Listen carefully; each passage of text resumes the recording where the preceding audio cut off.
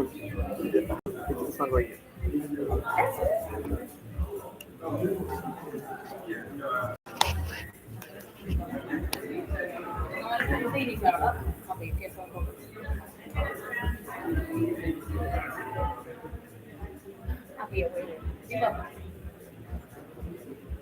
Está más pequeño.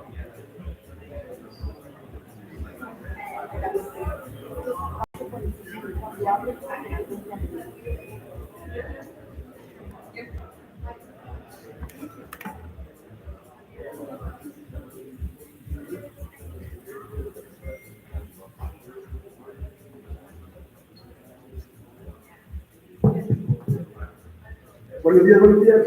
Si pueden buscar asiento para darle inicio a la sesión, y dicen all one thing, so we can get the session started. Thank you.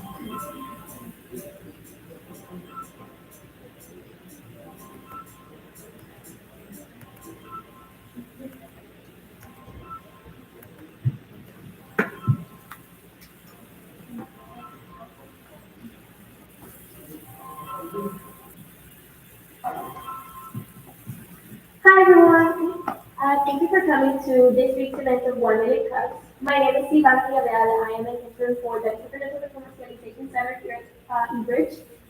I want to ask you to sign in if you haven't already. You can do so by clicking the QR code or doing it manually in the front of the room.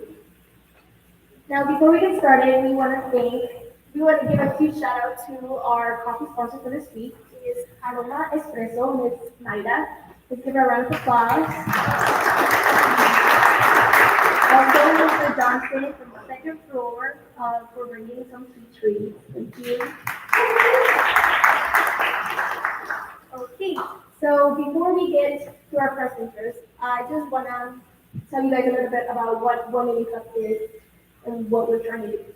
So 1 Million Cups is a nationwide event. It's a weekly event where local entrepreneurs and community get together to share their stories, challenges they've had, their journey through storytelling. Now, what do? Every Wednesday, like I said, it's a weekly event. Two presenters gather the courage to stand up here in front of you guys and present to the community. They tell you their story, just try to share what they've gone through. It's a 7-minute presentation followed by a 10-minute Q&A where you get to ask them anything that you want regarding their business and their journey. But at the end of the presentation, we want to implore you to, ask them and ask yourself how you can help them as a community, how you can help them grow and, follow their mission statement. So who we are. This program, is all about people. This event, anything that you see here, from the speakers to the coffee to the treats that were brought, is all brought by the community. So it's an event by the community for the community. You're going to hear me say community a lot because we just ultimately want to build community. Now, that same community has sponsored 1,534 cups of coffee since our inauguration. That is a huge accomplishment in our eyes. Now, at this time, we would like to ask you to silence your phones. It is working hours, and we wouldn't want to interrupt our presenters.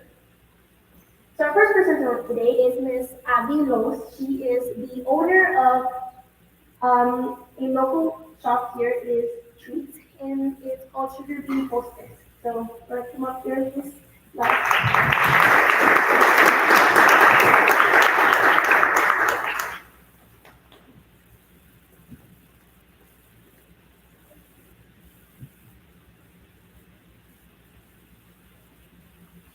Hello everybody, my name is Abby Lozano, and I am the owner of Sugar Bee Hostess LLC, and I am a self-taught baker.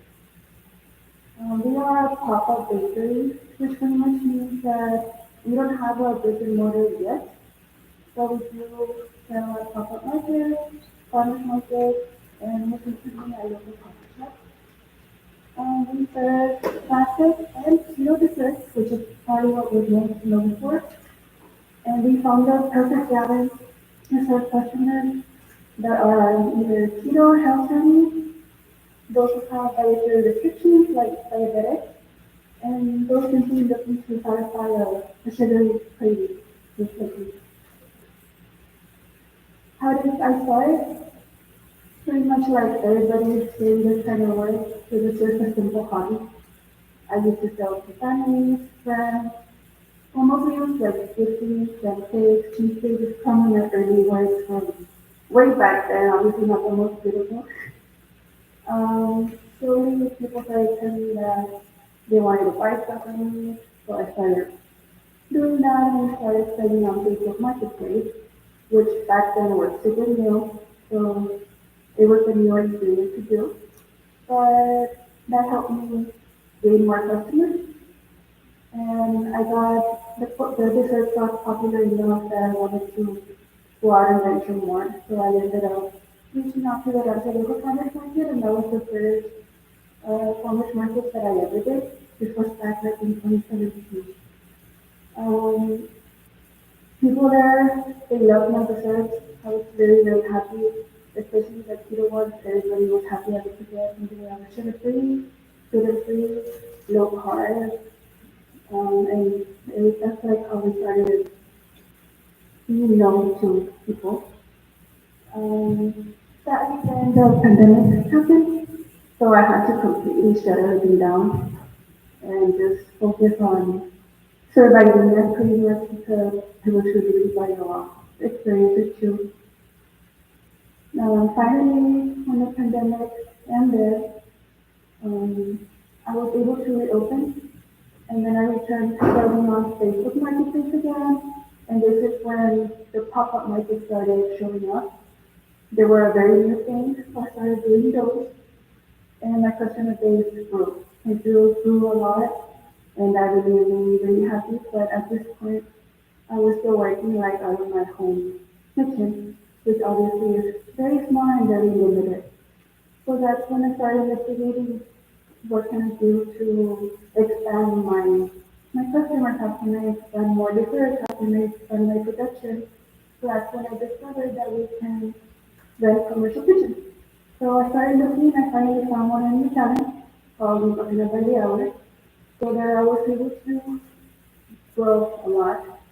Instead of taking 3 days to bake for one market, I was doing it in one day. I was able to do hundreds of desserts in one day and then take them to the market and sell there. And now with permits and all the licenses that I needed. And this is a picture of a pop-up that we did there at the kitchen last year actually. And now, happy to announce that now my dessert is from local coffee shops. I have cookies and croissants at Aroma Espresso, which is she's also the sponsor of today's coffee. And I have cookies at 9.6 Coffee. My greatest challenges, I think the first one for like everybody is simply starting how to sell, how to expand, and probably my biggest challenge is that I'm a one girl show. So I'm the one that shops, I'm the one that bakes, that washes the dishes, that gets ready to desserts, that goes into our market, I'm the delivery girl, so that gets very, very overwhelming sometimes. And it's probably my biggest challenge, but I am overcoming it and hopefully I can expand enough so that I can hire somebody to help me. And of course, like I said, I have one fridge only, and I don't have a shop where I can put my stuff yet, but I am working on that. And my biggest motivation, of course, is opening my district, which is what I'm working towards every day. That's my main goal, like, even if it's something tiny, but I want my bakery as my biggest dream right now. Helping the community help my business. Obviously, we're in the social media age, so sometimes a simple like, a follow, or share, even a review, like some of my customers here, every time I get a review, my heart just gets really, really happy because I know that I'm doing a good job. In order directly from me, every single sale gets me closer to meeting my goal of opening a bakery. You can visit us at the pop-up market. We usually have on Sundays, but I always post them on my social media stories before them so I can know what I'm gonna be at. And of course, Saturday coffee shops where I have my desserts where you can try them, have a nice little coffee, and you will also be supporting a local coffee shop. And 20 more reviews. And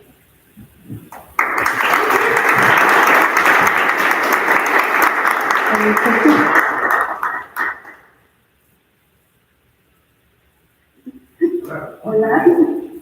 Excelente tu presentación. Muchas gracias. Tengo una pregunta. ¿Quién quieres tú que sea tu cliente? O sea, ¿quién es la persona que esperas tú que vaya y te hago una pregunta? Obviamente, Sí. ¿cuál es tu modelo de negocio? Si me dedico a las personas a las escuelas, a los estudiantes, a las amas de casa, a los que tienen necesitas, ya lograste finalmente, porque eso es, yo creo que en lo que todo el mundo batallamos. Así como nosotros somos muchos que queremos hacer todo nosotros, y cuando hacemos todo tenemos la misión para un quiero hacer. Entonces, ¿crees que encontraste tu clientela ideal? Tengo una idea de lo que yo quisiera que fuera mi idea, mi cliente ideal. Ahorita mis postres más populares son los ketos, así que la gente diabética, la gente que no puede comer gluten. Me estoy enfocando más ahorita en ese tipo de postres porque son la gente que más me gustan, porque así me dicen que saben muy ricos, no saben a qué son de dieta, como mucha gente les quiere decir. Así que ahorita ese es mi mayor enfoque. Ya en un futuro, cuando Dios quiere ya tenga mi pastelería, mi visión sería más tipo pastelería coffee shop, donde la gente pueda ir a sentarse, tomar un cafecito, comer su pastelito, ya sea uno regular o uno keto, y que se puedan tener un lugar donde puedan estar simplemente platicando con amigos, relajándose. Esa sería mi meta final. Gracias. Oh, sí. Buenos días, siempre todos buscan de alguna manera poner un lugar, establecer un lugar, pero a veces la tendencia es más hacia otra dirección, como por ejemplo los dark kitchens, ¿verdad? Tú ahorita tienes como un dark kitchen, se podría decir. ¿Cómo sabes si tu negocio va en la dirección en que te requiere poner un establecimiento o te conviene mejor quedarte como dark kitchen? Sería más por la cantidad de ventas. Últimamente sí me está teniendo que limitar mucho en cuántas órdenes tomo o cuántos postres hago, porque por la capacidad, como mencioné antes.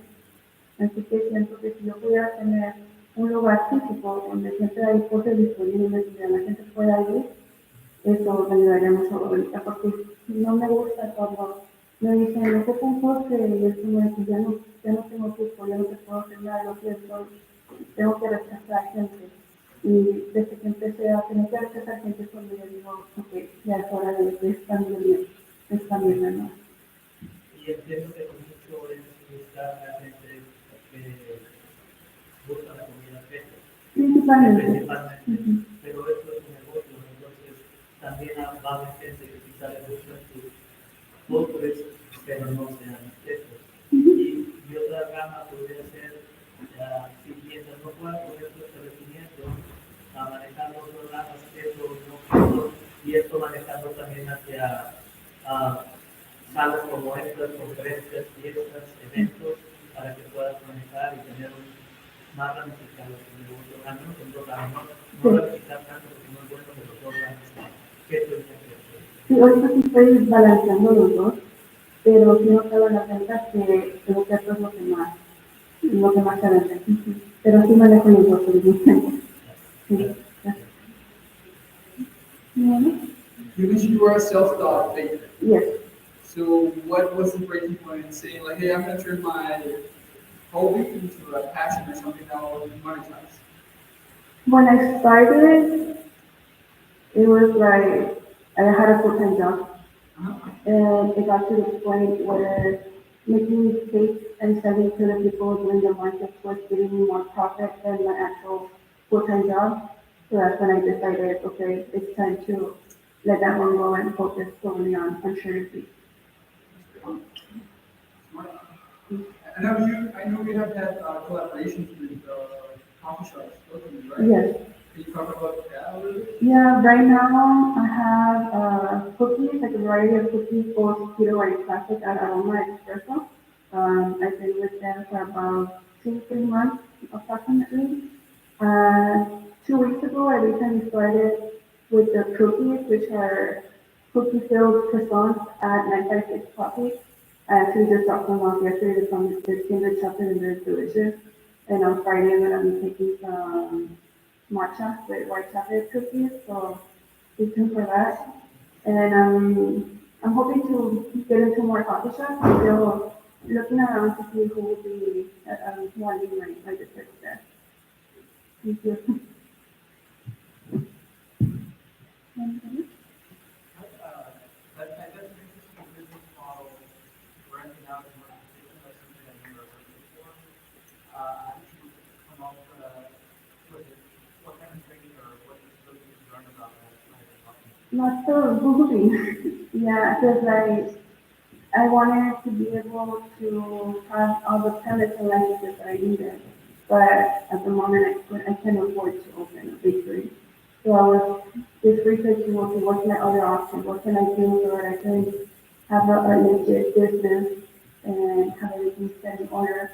And I saw that the concept of dark kitchen or commercial kitchen, that people would rent a licensed kitchen, bake from there, and then have everything packaged up and then sell out. Bravo doesn't have one. The closest one I saw was in McAllen. So doing the drive, baking and bringing everything back is hard, but it's something that is worth it for me right now. So if I have everything I need, pretty much, and it helped me expand my business a lot. I would say, uh, the fact that you're able to make enough to completely offset more of your income, I would say I'll give you a compliment that it is a legit business now. So, Thank you. I appreciate that. Appreciate it. Thank you. Yes. You still use packaging involved, or is it full? Once you get the license with the commercial kitchen, you cannot use cottage law anymore. So it's one or the other. So either you're just cottage law and you only do non-perishable liquor, or you have the cottage kitchen, I mean, the commercial kitchen, then you have a permit pretty much to sell in all of the liquor. And when you're raising, you have a refrigerator. Yes. Space for. Yes, so there I'm allowed to bake everything and package, and then I'll bring it to my fridge here in Bronx, so I can take it to the market and all of that. Yes. yes. Yes. Okay. Well, thank you so much.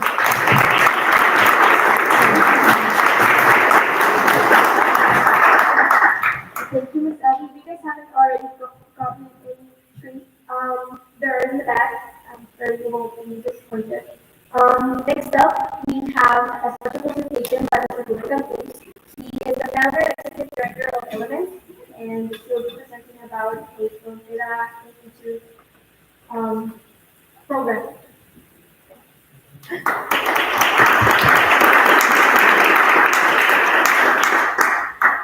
Thank you very much. Buenos días. ¿Cómo están? Para que todos ustedes, mi nombre es Rubén. A ver si se encuentra la voz. ¿Se oye? Bueno, a ver. Oh, se murió. Se murió la batería. ¿Se escucha? Bien. A ver, bueno, me llamo Rubén. My name is Rubén Maglu. I'm born and raised in Austin, Texas. I'm going to give a little backstory about who I am first. But my roots are here. You guys listen to me. And so it's an honor to be back here in Brownsville. My grandma, so just passed away last month. She These are Matamoros, my tios, and my cousins and those that are across the border, literally on the mountains bridge right there. So if y'all know where I'm from, come here a couple times a year, go see that one. But now we're starting a new initiative. My company is called Elements, Leadership, Management, Neural Networks, Technology, and Social Impact. The purpose of this is that these are the elements that we need to have our young people in our community learn so that they participate in the emerging economy. I think a lot of us get left out because we don't get training the access to the social networks we need to be able to participate in success. But we want to change that, and we want to start here in the Rio Grande Valley. We're starting with this new program, and it's called the Frontera Leadership Institute. Yes, Frontera because it's the border, but Frontera also because it's the frontier, as in the latest edge of innovation. And so we want to be able to train our young people on the latest innovative practices and skills that they need to be able to participate in the new economy. And so this partnership is with the Brownsville Community Improvement Corporation, Bridge, we are here. Our office is literally right around the corner. We'll be officing out of there. Joyce is our operations manager. I'm the executive director. And I will let tell you a little bit about me, just so you can get the overview. I'm going to not spend too much time on this, but just so you get context of it. Mi papás de Mexico, came here at the age of 18 with an 8th grade education, $20 in his pocket, didn't have understanding of the English language. That was in the early 70s. I'm a first generation, not American, that's my father, but I'm a first generation college student. Also, the first one in my high school in East Austin to ever go to the University of Texas at Austin. This is crazy. And when I went to grad school, I found out I was one of the very few Mexican Americans ever to go through that program. That program had been around for 15 years. And when I graduated, I came out into the tech community, kind of like this, and let's just say, they did not look like the people in this room. They looked very homogenous, and I wanted to be able to find a way to create more opportunities for us. So I really set out not only creating ventures to impact the community, but create more opportunities for people that look like me to be able to participate in the high-tech space. I started doing local and global activism, trying to advocate for the environment. Partnered with the United Nations Foundation, we built a global network of change makers. So that was it's about 15 years ago we started that. I also graduated with a film degree, so I'm a award-winning filmmaker. So that's what I do when I'm not doing this. And then I'm also a nonprofit founder of a couple of nonprofits, and I'm the board chair of a couple of other nonprofits. One of them being American Youth Works in Austin, Texas, which is a 50-year-old organization with a $12 million annual budget. And I also came, and I've been at the University of Texas for the past 6 years, serving as the executive director of the Office of Inclusive Innovation and Entrepreneurship, leading programs there for undergraduate and graduate students, teaching them entrepreneurship and innovation. And this is me last year being recognized for Austin Under 40 for youth and education. I love to travel, and I'm a coach and speaker. So this is our college version we started. The students you see here are our class of 2016. We called the company back then Level Up Institute. This is what Element is becoming now.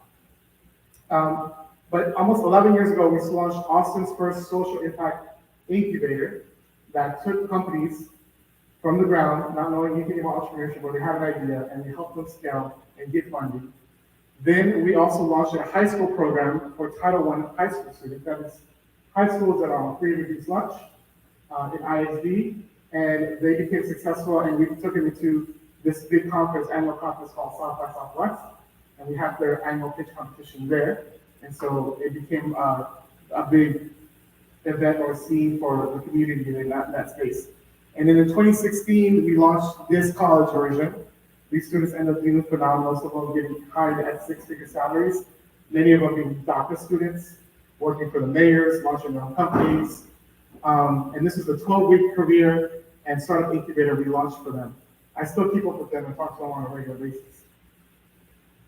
We were acquired, or we call acqui-hire, like acquisition hire, to the University of Texas at Austin in 2018 to bring that program into UT. And so we created two programs, one in product management, which is basically, product management is the practice of owning and growing a product inside of a company, basically the being CEO and being responsible for that product so that the company ends up making profit on time and on budget. So we launched the Product Project Institute, a co-ed program, and then we launched a program for women of color and executive leadership called Real Texas, which stands for the Women's Initiative for Entrepreneurship and Leadership Development. All those two things combined, we were recognized nationally and globally for the work that we've done in the past year.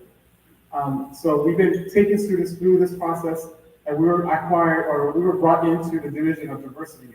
As you may have known or heard in the news, the Division of Diversity at the University of Texas has been shut down. Governor Abbott signed a bill into law, the SB 17, Senate Bill 17, that outlawed offices of diversity, equity, and inclusion officers, and DEI training as well. So alongside with that, we were part of that shift. And so we are going to continue this work outside of the university. So we are now expanding and we're creating elements because we believe that this work not only deserves to continue, but it deserves to continue in places that are actually welcoming it. So all our market research has shown that Brownsville, not just because of SpaceX, but because of the actual heartwarming community that exists here, would be a really great place for this opportunity for our students, for our young people. This is why we're here. So we have basically 3 areas that we want to focus on: heart-centered leadership, startup and entrepreneurial training inside product management, and emotional intelligence and leadership training. So with the consideration of everything that you can learn, this program is going to take them from base level of not knowing anything about entrepreneurship, getting to a point where they can actually launch a company and be successful and move on to continuing other programs and support that they need so they can grow their company. What we want to do is create more CEOs, and we want to be able to create more jobs in the community. So that's our focus and that's our vision for the next couple of years while we're here. So, and obviously we're doing this because we saw what happened in Austin 25 years ago. We had a technopolis per se, but it wasn't what it is today. The skyline did not look like it looked 5 years ago. There's been a big boom in Austin. A lot of people have been pushed out, they're priced out, they can't afford to live there anymore. We don't want to see that happen here. If that is going to happen, we want to make sure we have a contribution to make sure our community has a good to stay here too. So I'm letting everyone know here about what we're doing. We're going to launch a 12-week program. We're taking the 2-year program and selecting one of those years, the first year, and condensing it into 12 weeks. And we're going to be having classes start on August 16th. Classes will be on Fridays and Saturdays from 10 to 2. Everything is built inside of a cohort, so we'll be working inside of teams of 3 to 5 people. We're only accepting 20 students. They don't have to have a college degree. They do need to have college level experience, at least a semester's worth. I don't care about their GPA. We don't care about their major. We care that they have guidance. And their attitude and their willingness to be resilient. They fall down, dust themselves off, I'm gonna go, and then do it again. And until they get it right, that's what we're looking for. So if you know people in the community that are between 18 and 26, is 26 a hard cutoff? Not necessarily, but that's kind of the special sauce of the range really for someone to be. But I turned 27 in August. I'm gonna just get in here, right? But the goal is we want to reach really good people in guidance and want to actually make impact on the community. And it all culminates, and I'm inviting you now to our final demo day. We'll probably be in this building either November 1st or 2nd. We'll send out an email, make sure the community knows about it. So if you register for this, we'll make sure you know about it. To come see what the students have actually developed and done. Raise your hand if you come to a Startup Texas. Is anyone? Okay, I was a judge in December, so I was able to see what they do. We're trying to do the same thing for our community. So here's a quick rundown, and we'll wrap up. 12 weeks, lecture and interactive labs. Class instruction will be hybrid. I'll be traveling back and forth to Austin. Attendance is required.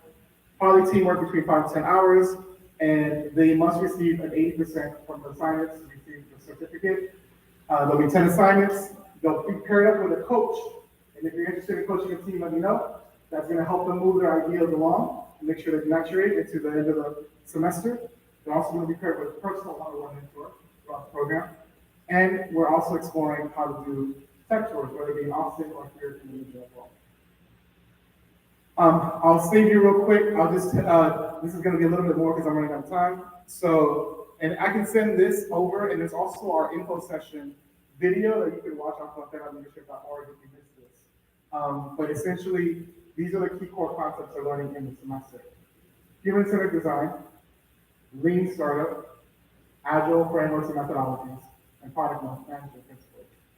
I know product is early still in this community. People are like, what is product? Hopefully I will build a community that consists of what product management is and how it serves and how it works, so that they're able to also integrate into the new economy and how things are working today. So, and again, at the end of the day, they'll be able to present their final presentations on stage.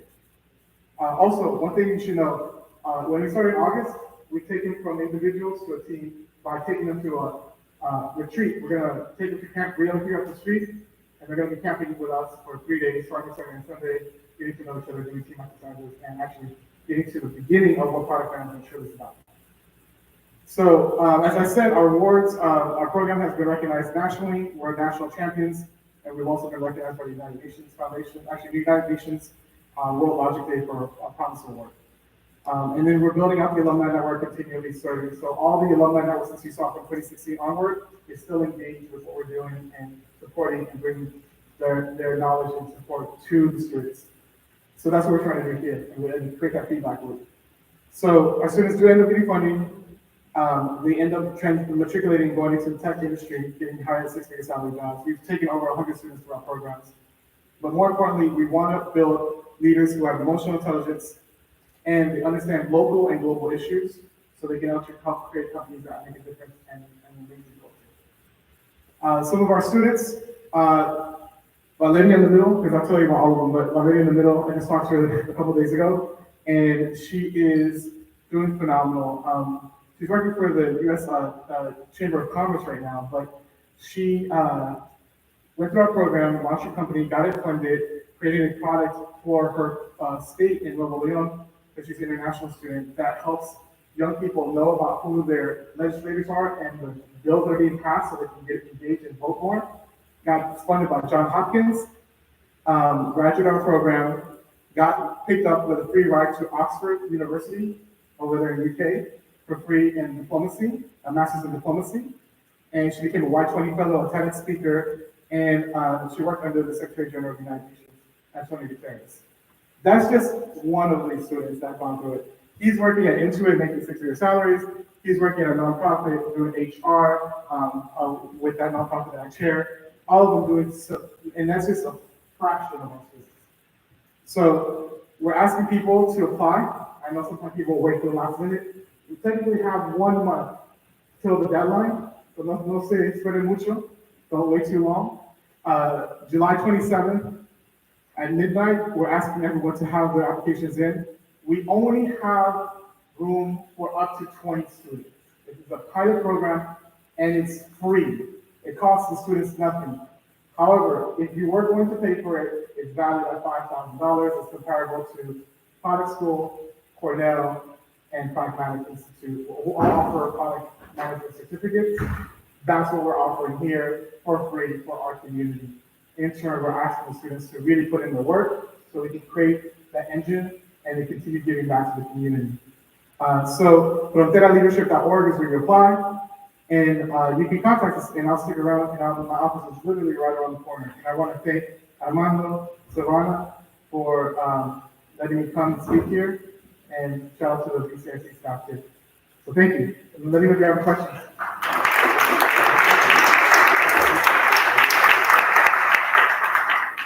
Yes, ma'am.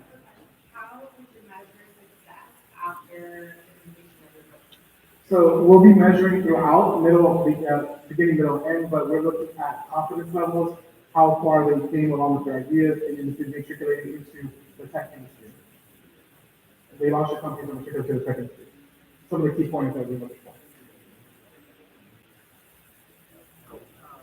Yeah. What are the biggest challenges in this market that you plan to formally? We are early. So we are early in terms of, so I grew up, born and raised in Austin. So I kind of became part of the city, like kind of growing alongside it. So I was at a point where I didn't know what product was either. I was still learning about business. And then I got into the product of world product management. When I talk about product here, they're like, what's that? What do you, so like we literally, it was gonna be called the Product Launch Institute.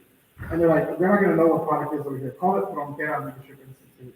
That way people understand it. And I was like, whatever it needs to we can get it in here, that's fine. At the end of the day, they're gonna learn how to build products, design them, develop them, and then be able to get them out into the market.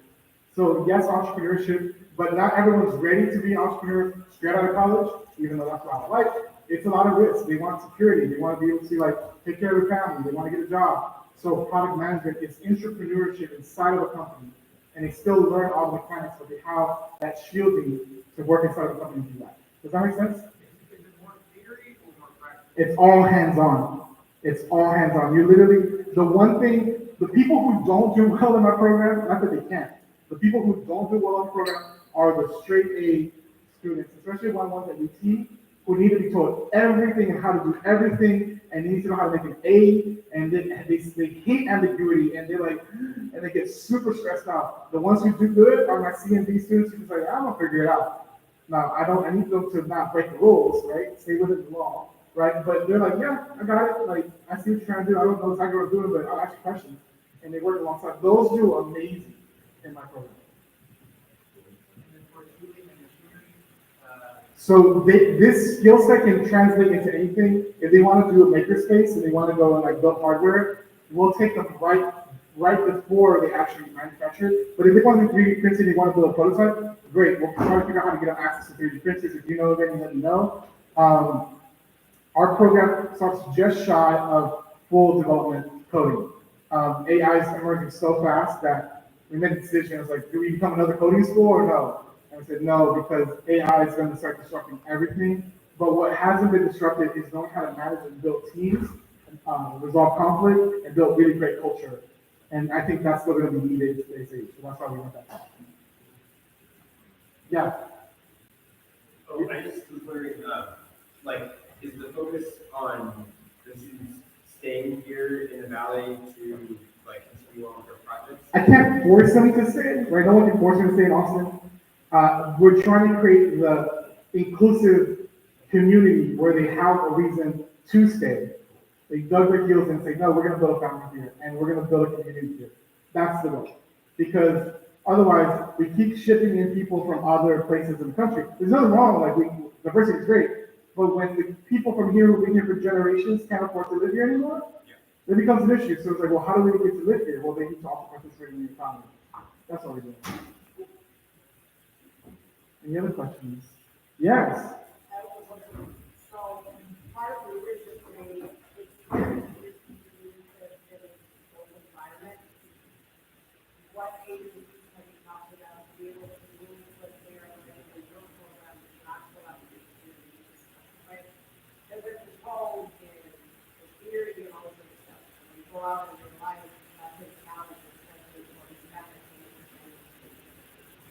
Oh, that's so good. It's one of the best questions I've gotten. So the way I would answer that is everything is hands-on. You're literally building a real company. The only thing difference is whether you decide to form an LLC after you're done with the program or not. So you're gonna have to go out there and start talking to people, getting real clients.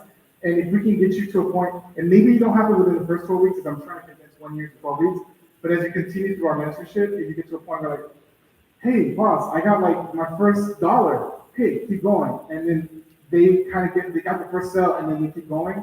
Yes, I want them to be able to know how to navigate ambiguity and resolve awkward issues with culture and people and navigate those conversations. So emotional intelligence is going to be quick. I'll be very centered to what we're doing, and they're going to move fast and quick in what we're trying to accomplish. So it's really real life. It's not just like, I'm not going to be teaching just to a whiteboard is what I'm getting at. It's like, get out to the field, go talk to 100 people, tell me what you learned, figure out how you fell, why you fell on your face, and how we're going to get you back up. I think my question is That is, Bridge that gap. that is, yes, so we're early. So if there's community here, if anyone is like, hey, I want some of your students, yes, like, let's figure that out because we want to place our students in those companies that have our training and they can participate, they can contribute our training into that organization and then learn from that organization backwards as well. Is that all?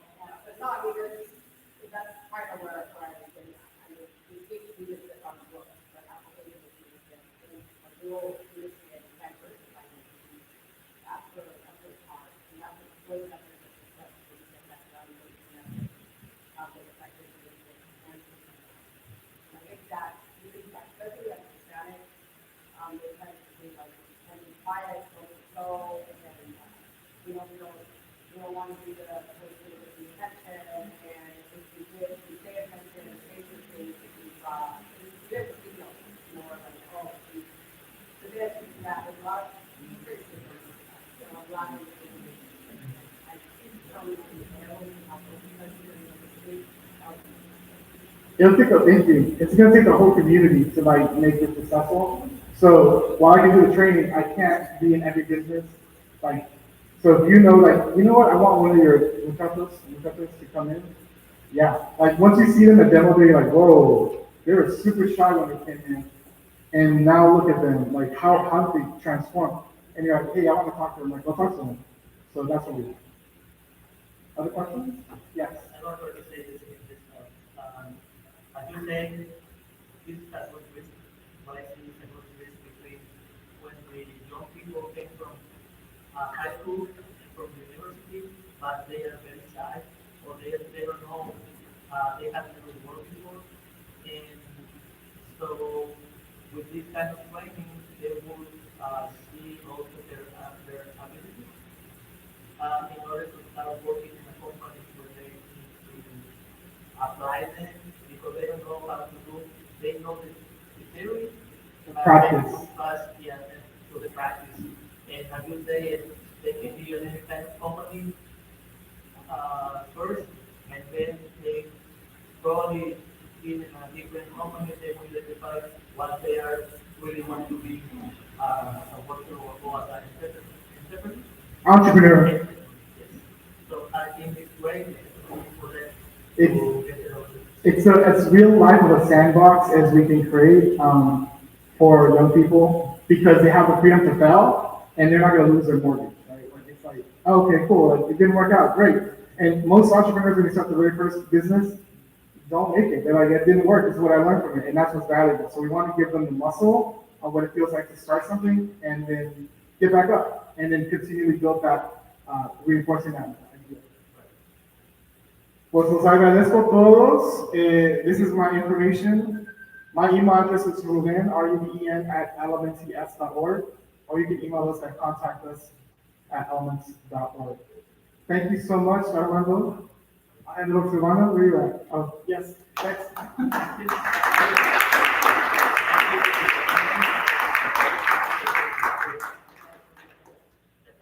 Yeah, fronteraleadership.org. I want to thank the BCIC team for making that website happen. And it's real easy. I like the application is easy. There's a resume, a personal statement, and one recommendation letter. We stripped it down. It was two. It used to be two. It used to be a video statement. It used to have like a personality test. We just want to find them. If we're going to interview them, they're good. We interview them, and if they go past the interview and we see that they have ganas, they're in. So anyway, thank you very much.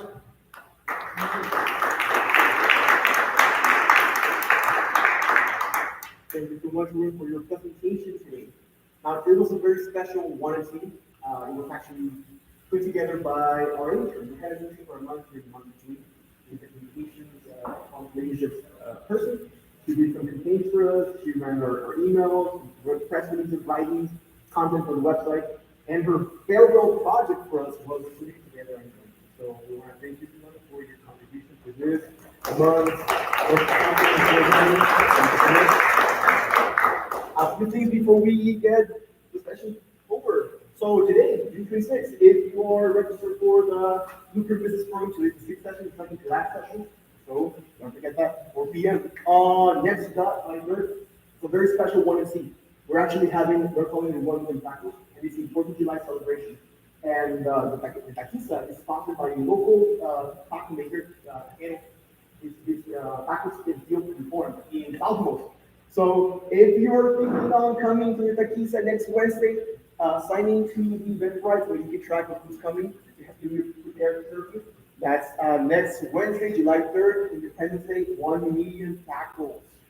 On July 16th, that's in a few weeks, that's the Rise Up Publishing Accelerator deadline. This is a program that connects investors, resources at the Harlingen EDC. This program culminates in a pitch competition where you're up for $30, $20, or $10,000. So if you're interested, this program only applies for people in Harlingen. So if you're from Harlingen, or you know someone around that area that can benefit from a program like this, have you register, send me the link. This is the Rise Up Harlingen Business Accelerator Program. On July 25th, that's the last session of the Velocity TX Business Center at Mission ADC. We have a Mission ADC rep over here with the authority as a lot. Rodriguez with he's from the chair of the Office of Workers and Economic Development. If you're from Mission, connect with him. So this specific seminar covers tax requirements for businesses, the taxes that you need to start a business and to keep a business going. So if you're interested in that, that is available both in person and through Zoom. And on July 27th, that's the deadline for the Frontera, as previously mentioned, the Frontera Leadership Institute deadline. So if you know somebody who apply or to benefit from this program, send them the link. That's about it. If you want to keep up with everything going on here at eBridge and ECC, what we do throughout the Valley, you can sign up to our email subscription program. We run that closely, and we send weekly invites within your education. So if you want to stay up to date with everything going on here at eBridge and through the UTR ECC, sign up to our email subscription program. The event's very collaborative. So when we get the session over, I always like to ask people if there's anyone new that has not been here before, has not introduced himself to the community, anyone new who would like to introduce himself. It's just a short, my name, where I come from. It's voluntary, nobody has to do it, want to. ¿Alguien quisiera introducirse a la comunidad? ¿Voluntariamente? With that being said, once again, I want to thank this week's topic sponsor, and that's Maya Loya over there from Paloma Skills. Thank you so much for your contribution, as well as thank Jonathan for the C-suite, and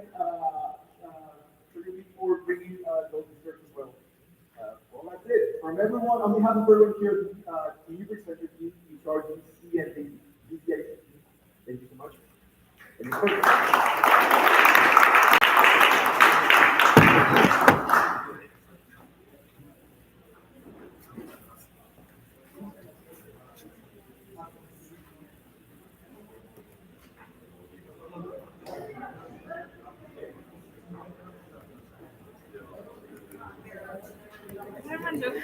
Hello, hello. I love your pen. Thank you so much. To do a photo shoot with this pen.